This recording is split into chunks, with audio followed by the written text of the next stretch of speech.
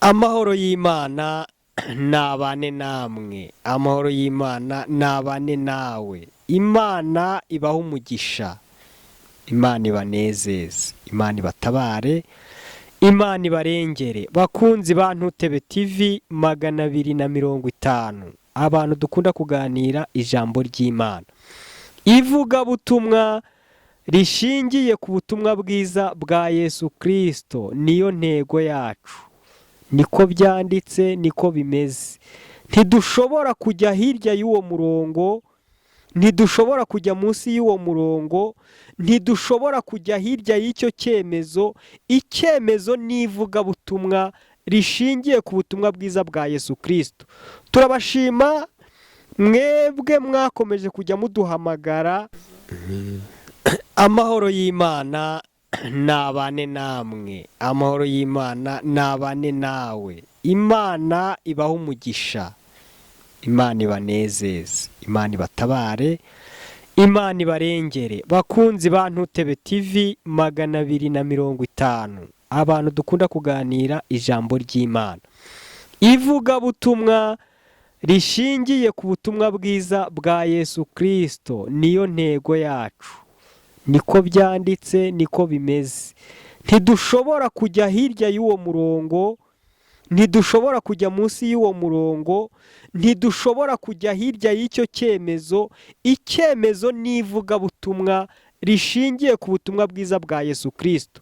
Turabashima mwebwe mwakomeje kujya muduhamagara mukatubwira ngo ibintu muri gukora turabyemera, umurongo murimo, murongo mwahisemo turawemera. Ndetse hari n'abagiye bampamagara bakambwira ngo nyabuneka ntuzajye hirya y'uwo murongo, uramenye ntuzamere nk'ab'iki gihe, uramenye ntuzakora ikosa. Yewe ni ukuri ndabinginze kugira ngo muhumure, nimutinye, nimukuke umutima. Ntago nakora iryo kosa, mbese kurikora ni ugukubagana. Ntago nakubagana rero, ndi umuntu w'umugabo, ndi umuntu w'umusaza, ndakuze, ntago nakora amakosa. Ivuga butumwa rishingiye ku butumwa bwiza bwa Yesu Kristo, niyo ntego yacu. Tubahaye ikaze rero kuri Ntutebe TV 250. Wowe uri iburasirazuba, uri iburengerazuba, uri amajyepfo, uri amajyaruguru, uri mu mujyi wa Kigali, mu murwa mukuru hagati w'u Rwanda, tuguhaye ikaze. Wowe uri ku mpera y'isi, uri hafi, uri kure, mu bihugu by'abaturanyi, za Uganda, za Urundi, za Kongo, za Sudani, mbese ibihugu byose murimo, tubahaye ikaze, tubahaye ikaze, tubahaye ikaze. Turi kumwe n'umuvugabutumwa mwakunze cyane, mwagiye mutwereka ko mwamukunze, yagiye abaganiriza ijambo ry'Imana. Ni pasiteri, arakuze mu by'agakiza, arabizi neza, afite impuguro. Yewe twagiye tuganira ijambo ry'Imana, hari abagiye banyoherereza ubutumwa barambwira ngo bafashijwe, barambwira ngo uwo muntu bamukunze, barambwira ngo dore umuntu ukwiye kuvuga ijambo ry'Imana muri iki gihe, ngo dore umuntu ukwiye kubwiriza abantu bo muri iyi minsi.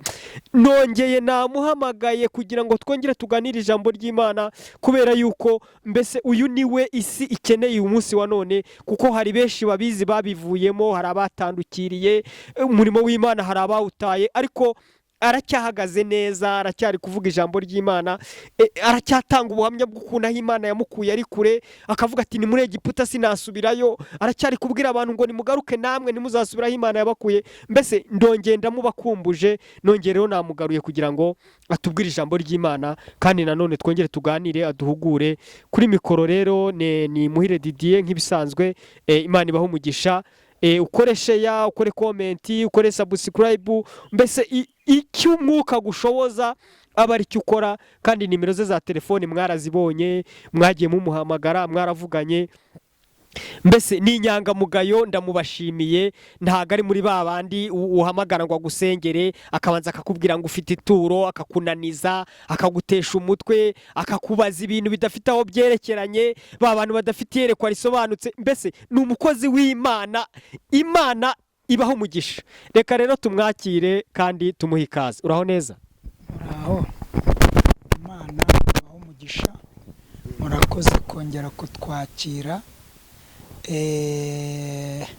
kuri kuri Ntutebe TV 250. Rero nongeye gushimira Imana yabarinze natwe ikaturinda, ariko mbabwira ngo ubu noneho tuje kwiga ku muntu no kureba imigendere n'icyo yari yararemewe, ndetse no kureba n'icyo ashinzwe n'uburyo yarenze akabona ibihano ariko akabona umucunguzi. Rero iki nicyo kiganiro tugiye kuganiraho, kandi Imana ibaha umugisha. Abari hirya no hino mudukurikirana murashyira komenti, tuzabasubiza ubutaha nitugaruka, kandi Imana ibaha umugisha. Rero turasenze mu izina ryawe usumba byose, ubera hose icyarimwe, umwungeri mwiza utaragirira ibihembo, waducunguye nta feza cyangwa izahabu, ahubwo ari urukundo rwawe. Urakoze kuko ari we mujyanama. Komeza kubana n'abari kumwe nawe, n'abatakuze bahindishwa umushyitsi n'ijambo ryawe, kugira ngo bakumenye igihe gikwiriye bakugarukire, nabo tuzabane mu bwami bwo mu ijuru. Ngaho Umwuka Wera akomeze kuganza mu isi yose, kandi abakwizera babe mu mahoro yawe, abandi nabo bakugarukire, kuko nawe wigize uremera kurimbuka, ahubwo twebwe twese turemeye kuzabana nawe. Urakoze kuko ari we munyambaraga, mu izina ryawe Kristo w'i Nazareti. Amen. Amen. Imana ibaha umugisha. Pasiteri Noah, Imana iguha umugisha, Imana ikunezererwe kuri Ntutebe TV 250. Njya nkunda kubwira abantu nkababwira ngo uru ni urusengero Imana yubatse kugira ngo abantu bazaruteraniremo bazumve ineza y'Imana, abazaruteraniramo bazumve gukomera kw'Imana, abazaruteraniramo bazumve gukomera, bazumve umuburo w'Imana, mbese bazumve icyo Imana ibashakaho muri iki gihe. Hari akabazo k'amatsiko ngize, hari uburyo mbonyemo, mbona nawe hari uburyo ukozemo ibintu bimeze nk'ibyo nanjye njya nkora, ariko buriya amaze kubona yuko abayoborwa n'umwuka w'Imana nibo bana b'Imana. Wari uri mu kudusengera mu kanya, ariko kandi wari uri gusenga ureba. Mu minsi ishize nanjye ndi umuntu ukunda kujya kuri kamera nkasenga nkanuye. Hari abantu bagiye bambaza batari ko kuki usenga ukanuye, impamvu ni iyihe? Bati jya uhumiriza. Nkababwira nkavuga ni iyo umuntu asenga areba, si uko Imana iba yavuye mu ruhande rwe, si uko aba atari kumva Imana, si uko aba atari kumwe n'Imana, ahubwo gusenga umuntu areba nabyo bishobora kuba muri kimwe gituma Imana ishobora gukorana n'umuntu atari uko ahumirije. Rero mbonye nawe ibyo bintu ubikoze, kandi nyine bakunzi ba Ntutebe TV tujya tunyuzamo tukanaganira, ariko kandi tukaganira ibintu namwe mujya mwibaza, ukabitekerezaho ukabirebaho, ariko turi kumwe n'umushumba nabyo abiziho, yanabasobanurira kurusha uko ngewe nabibasobanuriye. Nako reka tukavugeho. Ni ukubera iki? Urakoze cyane.